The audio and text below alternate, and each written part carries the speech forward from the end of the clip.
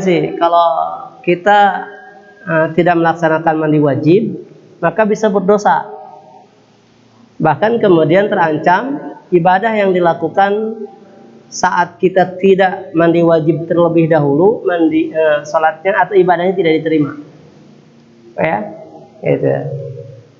Oleh karena itu mandi wajib memang nggak bisa lagi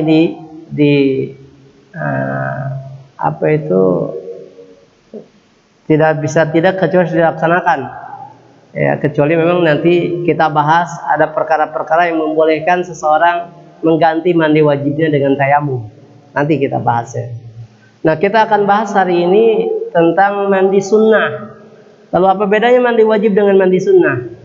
Ya, kalau mandi wajib tentu tadi ya, dia wajib ya, ada implikasi kalau tidak dilaksanakan dia berdosa.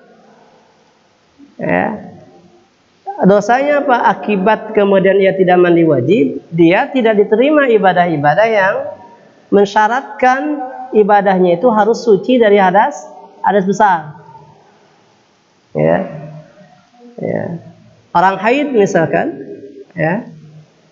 Ketika selesai haidnya, maka dia wajib mandi. Ya. Maka kemudian setelah mandi wajib, dia sah melaksanakan sholatnya. Tapi kalau ada kemudian orang haid, sadar dia haidnya, kemudian ya berhenti, ya, kemudian dia tidak mandi wajib, kemudian dia juga sadar melaksanakan sholat padahal dia tidak mandi wajib dulu, tentu dia bisa terancam dosa dan kemudian sholat yang ditunaikannya terancam tidak diterima oleh Allah Subhanahu wa Ta'ala. Nah, adapun mandi sunnah adalah mandi yang apabila kemudian ditunaikan, dilaksanakan, maka ia akan menggenapkan pahala daripada ibadah yang akan dilaksanakan setelahnya. Ya. Ya. Kalaupun kemudian dia tidak mandi, maka kemudian tetap sah dia untuk melaksanakan ibadah yang disyaratkan memang harus mandi dulu. Ya. Nah, mari kita lihat pengertian mandi sunnah ini adalah jika mandi maka akan mendapatkan pahala. Dan jika tidak mandi, ia tidak berdosa. Ya. Mandi yang disunahkan ada 6. Pertama, mandi Jumat. Nah, mandi Jumat. Ya. Ya. Apa mandi Jumat itu? Ya, mandi pada hari Jumat. Walaupun tentu ya mandi Jumat ini ya didasarkannya bukan pada hari Jumatnya ya, sebab hitungan hari itu kalau menurut bulan Hijriah itu saat terbenam matahari di hari Kamis, maka dia sudah Jumat. Apakah mandi Jumatnya itu dilakukan ya boleh di Isya hari malam Jumat? Ya, tentu tidak ya. Maka nanti mandi Jumatnya itu ada tentatif waktunya ya. Hari Jumat adalah waktu berkumpul kaum muslimin. Bahkan jemaah sekalian ya, dahulu sebelum ada surah Al-Jumu'ah turun ya, kaum muslimin ini suka ada sedikit iri begitu ya, melihat agenda kegiatan orang-orang sebelah. Orang Yahudi ibadahnya di hari Sabtu. Ya. Yahudi itu di Sabtu. Orang Nasrani ibadahnya di hari Ahad. Ini hari Jumat, kita belum ada hari apa? Belum ada hari khusus untuk kaum muslimin. Ya. Hari yang pertama Ahad, hari yang kedua Senin, hari yang ketiga Rabu, hari keempat Khamis. Rabu hari keempat ya. Ahad, Senin, Selasa hari ketiga, hari keempat ya. Rabu hari kelima, Khamis. Ya, Jumu'ah itu harinya berkumpul. Maka ada seorang sahabat namanya As'ad bin Jurarah yang kemudian ya menginisiasi supaya kita hari Jumat kumpul saja gitu ya. Maka Jumat itu artinya juga kumpul Ya, hari Jumat itu kumpul. Sebelum kemudian akhirnya ya kebiasaan kumpul-kumpul kaum muslimin ini ya definitifkan oleh Allah Subhanahu wa taala dengan turun surah khusus untuk ibadah di hari Jumat. Gitu ya. Nah, sehingga Jumat itu waktunya berkumpul kaum muslimin untuk ibadah dan sholat. Gitu ya. Nah, karena itu Allah memerintahkan kepada mereka mandi agar mereka berkumpul ya dalam keadaan bersih dan rapi. Ya, kalau banyak orang kan setidaknya berkumpul banyak orang bakal mengeluarkan aroma bermacam-macam kalau kemudian masing-masing mereka tidak mandi. Ya, maka kemudian karena perkumpulan-perkumpulan itu maka kemudian diperintahkan untuk mandi. Abu Sa'id radhiyallahu an menceritakan bahwa Nabi SAW bersabda, sabdanya begini, "Ghusl jumu'ati wajibun ala kulli muhtarimin." Mandi Jumat wajib. Awas, pengertian wajibnya apakah wajib seperti yang tadi disebutkan? Kalau kemudian tidak dilaksanakan dia berdosa? Ya, nanti ada penafsiran lain dari para ulama. Ghusl jumu'ati wajibun ala kulli muhtalimin. Dia wajib kepada yang muhtalim. Muhtalim itu orang dewasa. Ya, muhtalim itu sebenarnya pengertian asalnya orang yang pernah mimpi. Artinya pengertiannya adalah orang dewasa, ya. Orang yang sudah balik, ya. Wa ayyamassa minat tibi ma yaqdiru alaih. Ia juga memakai wangi-wangian seadanya. Maksudnya pada hari Jumat itu diperintahkan untuk mandi wajib dan mengenakan wangian. Lihat Bukhari dan Muslim. Wajib dalam hadis ini bermakna sunnah muakkad. Yang ditekankan karena pemahaman hadis ini juga melihat hadis yang lain seperti hadis berikut ini. Ya, Ibnu Umar radhiyallahu an menceritakan bahwa satu waktu Umar bin Khattab sedang berdiri menyampaikan khutbah Jumat. Stop dulu sampai situ. Stop dulu sampai situ.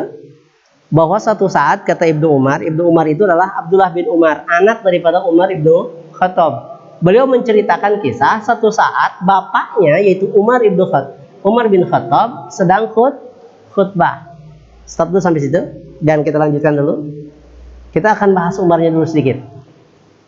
Dengan demikian berarti Umar itu bukan hanya sekedar pemimpin negara ya, yang hanya kemudian pidatonya pidato kenegaraan saja. Maaf tanda kutip pidato politik saja. Tapi beliau juga adalah pemimpin agama. Buktinya apa? Beliau khutbah Jumat. Khutbah Jumat. Ya. Memang jemaah sekalian, kalau kita mau baca tentang bagaimana sahabat kenamaan Umar bin Khattab ini, beliau ini juga faqih dalam ilmu, dalam agama, dalam masalah-masalah fikih. Ya, masalah misalkan ya mempersatukan kembali sholat tarawih yang bercerai-cerai ya, yang bercerai-berai. Karena kisah Qiyamul Ramadan atau sholat tarawih itu ya, dulu di zaman Rasul Qiyamul Ramadan itu hanya dilaksanakan 2 malam saja. 3 malamnya Rasul tidak memimpin. Bahkan Rasul memerintahkan shollu fi buyutikum. Kalian sholat di rumah-rumah kalian saja, karena aku khawatir sholat ini diwajibkan kepada kalian. Dan itu kemudian ya bertahan kegiatan sholat Qiyamul Ramadan atau sholat tarawih itu sampai zaman Umar. Nah di zaman Umar ya, ketika setelah sholat Isya, para sahabat itu ada yang kemudian inisiatif sholat di sebelah sana satu kelompok, sholat sebelah sana satu kelompok, sholat sebelah sana satu kelompok.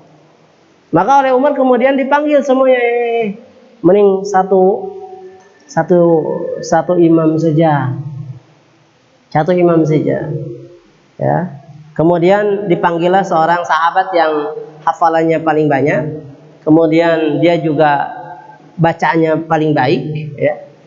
Ya, yaitu Ubay bin Ka'ab. Ya. Kemudian beliau memimpin salat berjamaah, Umar juga ikut.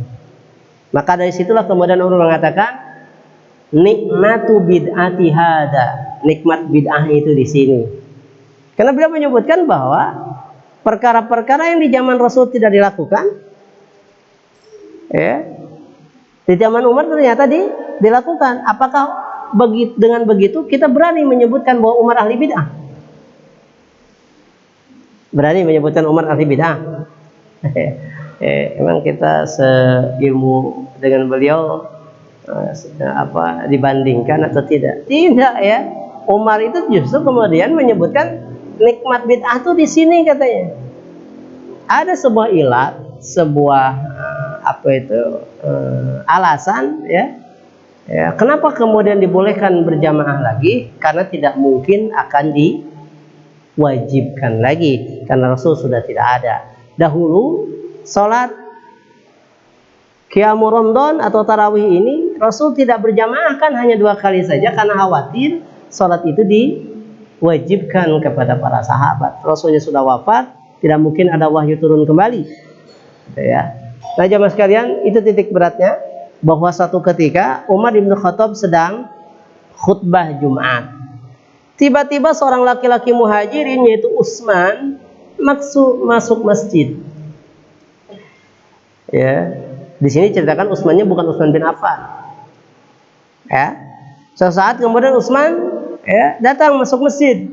Umar berkata kepadanya, "Hari apa ini?" Jadi ada dialog, ya. Ya, Umar lagi khutbah, datang orang kesiangan lagi khutbah. Hari apa ini? Ya, maka Utsman menjawab, "Saya sibuk, saya belum sempat pulang. Saya dengar azan, lalu saya wudu, tidak sempat mandi." Ini menunjukkan apa lagi nih? Bahwa khatib sangat mungkin boleh melarang kepada, ya, jamaah yang layak untuk ditegur. Gitu, ya. Khatib boleh saja menegur, jangan ribut. Boleh. Ya. Tentu anak-anak yang bisa ribut begitu, ya. Kalau bapak-bapak masih ribut begitu juga udah keterlaluan. Bapak-bapak tuh jarang sekali ribut. Ya, saking ributnya kemudian dia tidak sadarkan diri, kan begitu banyaknya pas Jumatan. Ya kan? Banyaknya tidur kan itu saya. Gitu. Jadi ketika kemudian Utsman datang, ya, dia ditanyakan, "Hari apa ini?" Utsman kemudian menjawab, "Saya sibuk, saya belum sempat pulang, saya belum sempat mandi." Nah, dia gitu. Kemudian Umar berkata, "Kamu hanya wudu, padahal kamu tahu bahwa Rasulullah SAW menyuruh kita mandi." Nah, hari sini riwayat Bukhari. Dari sini, Imam Syafi'i berkata, meskipun tidak mandi, Utsman tetap melaksanakan sholat Jumat. Imam Syafi'i, ya, bahwa walaupun dia tidak mandi, Utsman tetap melaksanakan sholat Jumat. Umar tidak menyuruhnya keluar masjid dan nyuruh mandi. Artinya mereka sama-sama tahu bahwa perintah mandi yang diserukan Rasul bukan berarti wajib, tetapi sunnah yang ditekankan. Gitu, ya. Begitu. Jangan merasa kalau kemudian, waduh, saya tadi belum mandi nih. Kemudian karena waktu dan sebagainya, akhirnya kemudian cukupkan wudu saja terus ikut Jumatan. Jumatannya sah? Sah. Hanya saja tidak ada pahala yang lengkap dibandingkan orang yang kemudian mempersiapkan segala-galanya termasuk mandi sebelum Jumatan. Ya, mandi Jumat hukumnya sunnah, juga dijelaskan oleh hadis Abu Hurairah radhiyallahu an bahwa Nabi Shallallahu Alaihi Wasallam bersabda, sabdanya begini: Man tawaddoa, barang siapa yang berwudu, fa ahsanal wudu'a, kemudian ia memperbagus wudunya, summa atal jumu'ata, kemudian ia datang ke tempat jumatan, fastama'a, kemudian ia mendengarkan apa? Mendengarkan khutbahnya, wa ansata, dan ia diam, ghufirallahu ma bainahu wa bainal jumu'ati, maka ia diampuni dosanya antara Jumat dan Jumat yang lalu dengan Jumat berikutnya. Wa ziyadatu salasati ayyam, dan ditambahkan 3 hari. Riwayat Muslim. Awas. Yang bisa menghantarkan Jumatan bagian daripada sarana terampunnya dosa itu pertama adalah wudu. Kemudian syarat wudunya wudu yang benar, ahsanal wudu'a, dia memperbagus wudunya. Memperbagus itu artinya adalah rukun, syarat, dan sunnah wudunya dilaksanakan. Kemudian summat al-jumu'ata, ia datang hari untuk Jumatan, fastama'a, dia mendengarkan. Oleh kita jemaah sekalian, niatan Jumatnya jangan dipakai untuk istirahat, ya, nggak boleh diniatkan. Kalaupun kemudian tidak ada niat tapi ternyata malah ngantuk, ya bukan. Tapi kalau kemudian diniatkan, nantilah istirahatnya sembari Jumatan begini. Nah, ini yang masalah, ya kan? Pagi-pagi habis olahraga, itu kan olahraganya agak berat, ya kan? Ya. Kemudian setelah agak berat olahraga, kemudian masuklah aneka makanan di perut, ya. Jam 10 baru makannya berat juga kan. Kemudian ya sebentar istirahat sedikit, kemudian datang ke Jumatan jam 11:30, itu biasanya langsung reaksi itu. Apalagi kemudian cari tempat yang ya mendukung, yang PW, ya, posisi wenak, ya kan? Posisi wenak itu di nyandar begitu, kemudian di atas ada kipas, sudah sempurna sudah. Sampai akhirnya kemudian ia tidak sadarkan diri, ya, tidak sadarkan dirinya, Pak. Dia tidak ingat siapa yang ada, tidak ingat siapa yang khatib, ya. Yang sampai kemudian pernah kejadian di luaran sana, katanya ada orang tersesat Jumatan di sebuah masjid, ya. Masuk dia setelah sholat, kemudian ya tiba-tiba dia langsung dibangunkan untuk sholat langsung. Setelah Jumatan, sholat Jumat, kemudian dia tanya, ini masjid apa, katanya, masjid golongan apa ini? Ini kayaknya masjid aliran sesat, katanya. Kenapa kok Jumatannya tidak ada adzan dan iqamah serta tidak ada khutbah? Ternyata bukan tidak ada adzan, tidak ada iqamah, tidak ada khutbah, dia aja yang kemudian tidurnya nyenyak di Jumatan. Gitu ya. Gitu. Ingat, fastama'a, mendengar, wa ansota, kemudian diam. Ansota itu bukan hanya diam, apa itu? Mulutnya saja, ya, tapi juga tangannya diam. Maka ada konsekuensi memang. Konsekuensinya apa? Tolong nanti ya pada prakteknya, ya, kotak Jumatan itu tidak dikelilingkan ketika khutbah. Karena ini juga bisa menimbulkan kita malah ya, melakukan tambahan kegiatan. Kapan dong waktunya kalau mau dikelilingkan? Ya pas ini saja. Nanti pas diumumkan, pas ada pengumuman, tolong ya dikelilingkan kotak Jumatnya. Ya, begitu. Maka kotak Jumatnya bagusnya satu sab satu, biar cepat. Gak apa-apa, satu sab satu.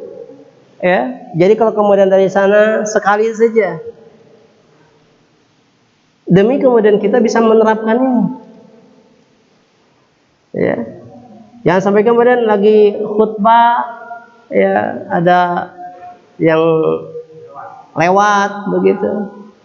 Tapi kalau tidak begitu, kadang-kadang tidak termotivasi untuk masukkan ke sana, maka tetap saja ada kotak infaknya, tapi ya mungkin ada sekitar 5 menit ya itu ya pengumuman ya. Maka yang mengumumkan setelah mukaddimah langsung, tolong Pak dijalankan kotak infaknya. 5 menit selesai. Ya. Kenapa? Wansota ini harus diam.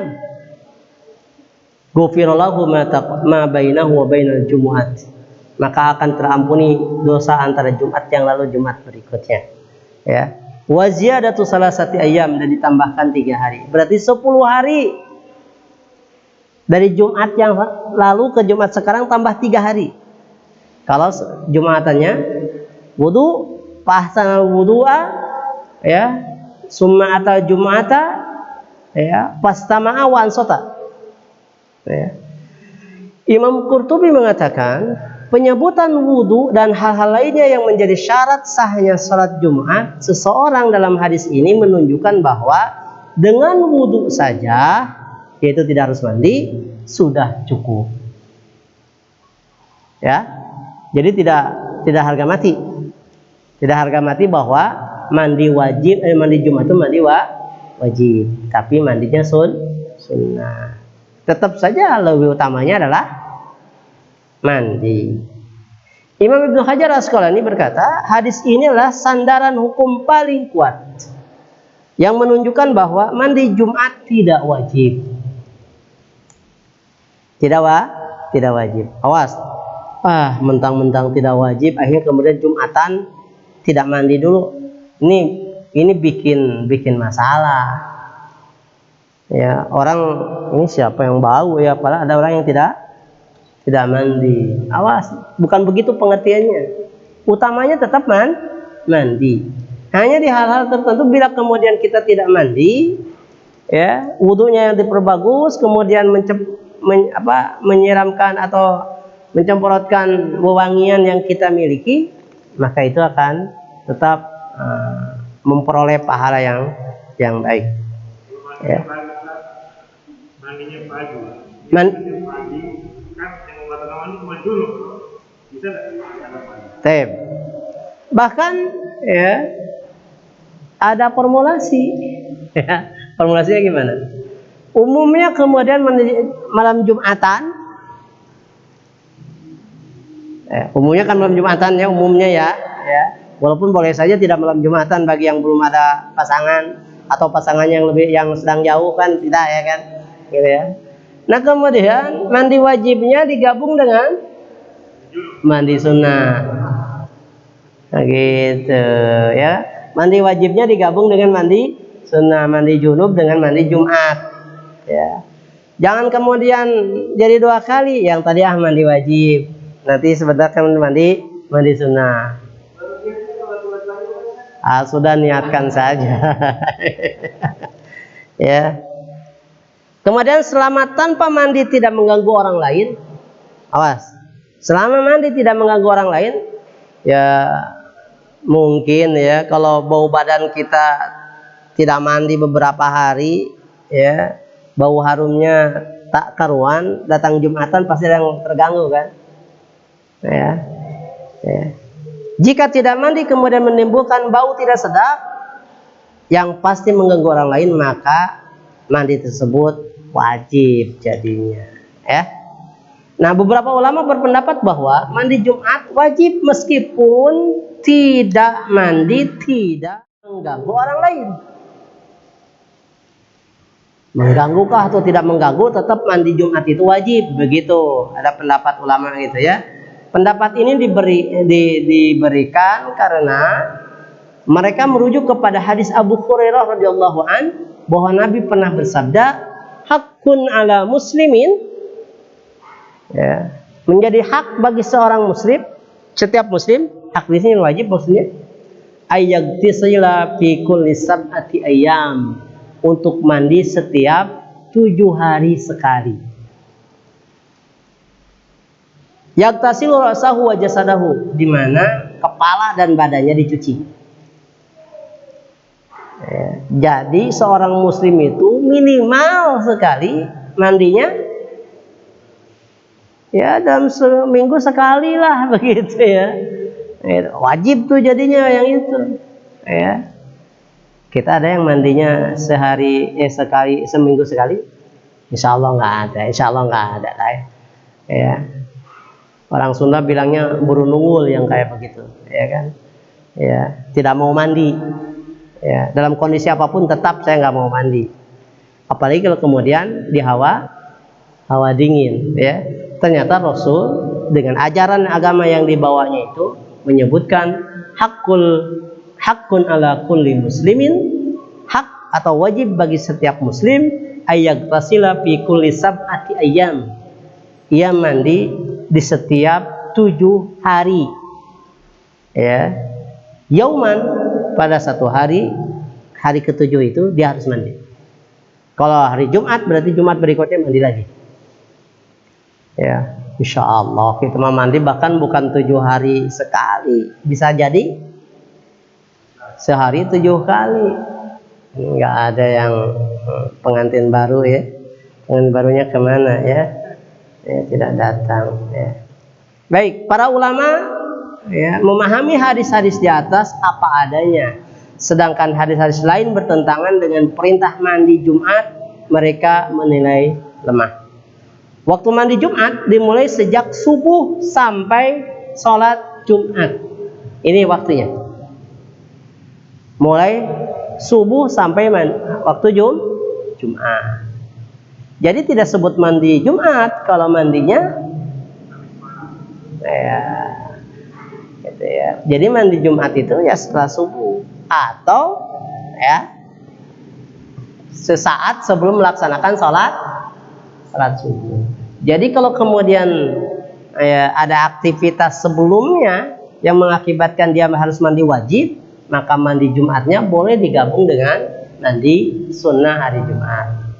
Ya. Kemudian ya meskipun dianjurkan mendekati saat mau berangkat ke masjid untuk sholat Jumat. Ya. Bagi kita yang kerja ya, jauh dari tempat tinggal kita, biasanya kan kita mandi dari pagi kan. Ya, mandi Jumat atau mungkin sebelum subuh sudah mandi ya. Maka boleh saja dia tidak mandi lagi untuk Jumatan satu pakaian. Jika setelah mandi ia berhadas, maka cukup ya berwudu saja ya. Aslam berkata, Imam Ahmad pernah ditanya tentang seorang yang sudah mandi Jumat lalu berhadas, wudunya batal, apakah cukup berwudu? Ia menjawab, ya cukup berwudu. Dalam masalah ini tidak ada hadis yang lebih kuat dari hadis Ibnu Abza. Hadis Ibnu Abza yang dimaksud ialah Imam Ahmad adalah hadis sahih yang diriwayatkan oleh Abu Abi Syaibah bahwa Ibnu Abza pernah bercerita bahwa ayahnya pernah mandi Jumat lalu berhadas. Ia cukup berwudu lagi dan tidak mengulangi mandi Jumat. Ya, nah ini hadis yang kuatnya. Mandi yang dilakukan setelah Jumat tidak termasuk dalam kategori mandi Jumat. Jadi kalau orang sudah Jumatan baru mandi begitu ya, itu tidak termasuk ya, mandi Jumat jelas ya. Ya. Ia merujuk pada hadis Ibnu Umar radhiyallahu an, "Idza jahadukum ilal jumu'ati falyaghtasil." Bila salah seorang di antara kalian akan datang melaksanakan Jumatan, hendaklah mandi. Berarti mandinya sebelum Jumatan, ya. Jumatan. Di riwayat lain disebutkan idza arada ahadukum ayyatiyal jumu'ata falyaghtasil. Jika salah seorang di antara kalian hendak melaksanakan Jumatan, maka hendaklah ia mandi. Ya. Satu itu mandi sunnah. Mandi sunnah yang pertama adalah mandi Jumat. Yang kedua, mandi pada hari raya. Ya, walaupun ternyata mandi pada hari raya itu tidak ada perintah. Tidak ada perintahnya. Hanya saja ya para ulama menyatakan bahwa mandi pada hari raya ini ya adalah sunnah, meski tidak ada satu hadis sahih pun yang menjelaskan tentang hal itu. Penulis Al-Badrul Munir menyebutkan hadis-hadis yang menyebutkan bahwa mandi hari raya adalah sunnah itu lemah, kata beliau. Hanya saja ucapan dan perbuatan para sahabat berkaitan dengan mandi hari raya bisa dijadikan sandaran hukum bahwa mandi hari raya itu sunnah. Ya, mungkin begini. Karena akan berkumpul banyak orang. Dan apabila kemudian dengan banyak orang berkumpul itu kalau tidak mandi bisa memadaratkan orang lain dan terganggu penciumannya, maka kemudian ada sunnahnya dia mandi. Gitu, seperti yang Jumatan tadi. Ya. Yang ketiga, mandi sunnah itu bagi yang memandikan jenazah. Jadi orang yang memandikan jenazah itu setelah memandikan jenazah, sunnahnya adalah mandi. Jadi kalau kemudian kita memandikan jenazah, apakah kemudian dia setelah itu wudhu kemudian langsung mensalatkan jenazah, sah tidak? Sah saja. Ya, tapi kalau pingin lihat sunnahnya, dia bagusnya mandi dulu untuk kemudian mensalati jenazah yang baru dia mandikan. Ya. Banyak ulama yang menyatakan bahwa orang yang selesai memandikan jenazah dianjurkan mandi, merujuk pada hadis Abu Hurairah radhiyallahu an, "Man ghassala mayyitan falyaghtasil wa man hamalahu falyatawadda." Barang siapa yang memandikan mayit hendaklah ia mandi, dan barang siapa yang membawanya hendaklah ia wudu. Ya, memandikan, tapi kalau sekedar membawanya dia. Para ulama lain mengkritisi hadis ini. Ali bin Madini, Ahmad, Ibnu Mundir, Rafi, ulama-ulama lain menyatakan bahwa dalam masalah ini tidak ada satu hadis pun yang disahihkan oleh para ulama hadis. Ya. Sementara itu, dalam komentarnya terhadap hadis ini, Imam Ibnu Hajar berkata, hadis ini dihasankan oleh Imam Tirmidzi, juga disahihkan oleh Ibnu Hibban. Dan dengan banyaknya riwayat, hadis ini paling tidak menduduki posisi hasan, hadis hasan. Ya, adapun berkaitan dengan sanggahan Imam Nawawi atas penilaian Tirmidzi terhadap hadis ini merupakan sanggahan tidak berdasar menurut Imam Ibnu Hajar Asqalani. Imam Adz-Dzahabi berkata, riwayat-riwayat hadis ini lebih sahih dibandingkan dengan beberapa hadis yang diterima oleh para ulama fikih. Ya. Jadi intinya adalah bahwa orang yang memandikan jenazah disunnahkannya mandi setelahnya. Ya, mandi setelahnya. Ya. Yang keempat, mandi ihram. Ini mandi sunnah. Mandi ihram itu apa?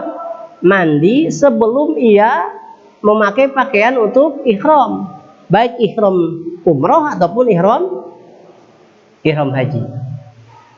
Ya. Itu. Yang kelima, mandi ketika hendak masuk kota Mekah. Ini sebenarnya kaitannya kalau orang di luar orang Mekah pasti acaranya itu. Acaranya apa?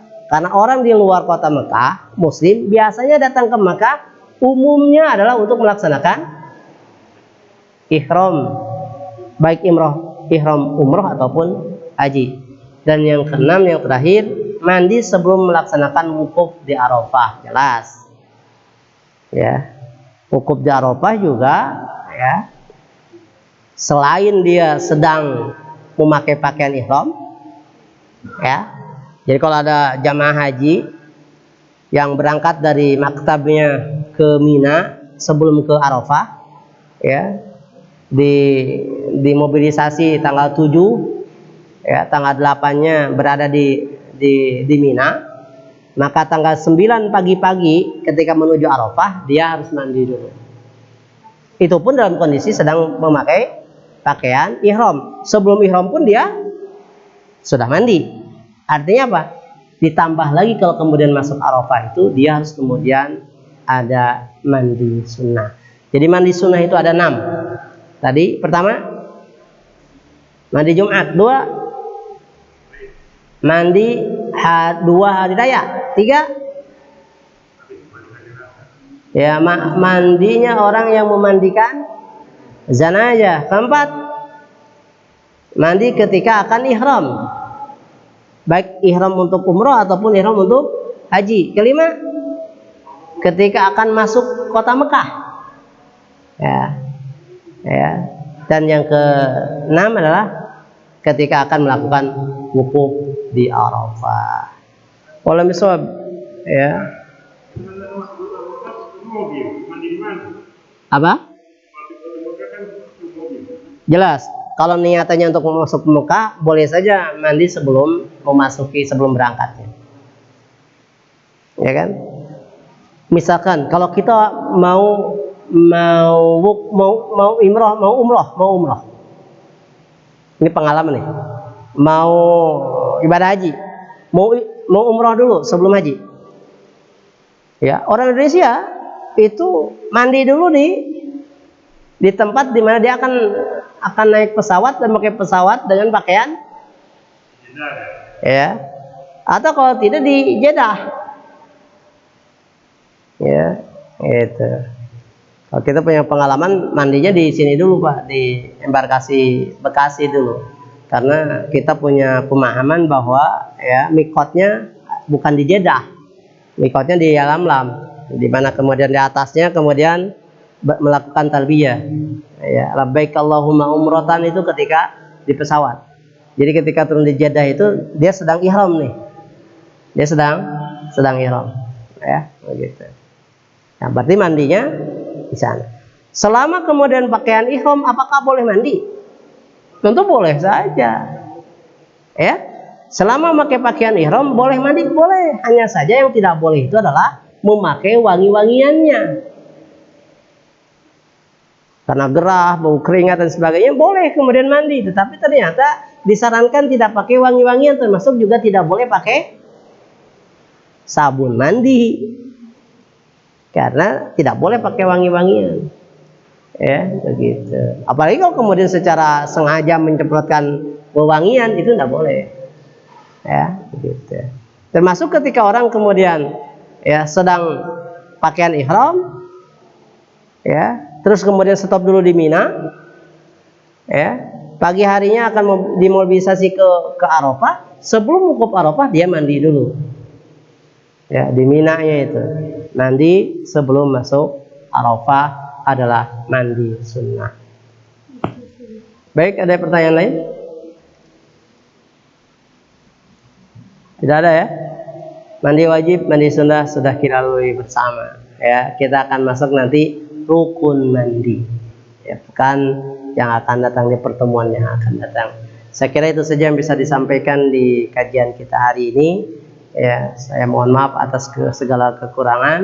Aku qouli hadza wa astaghfiru lakum.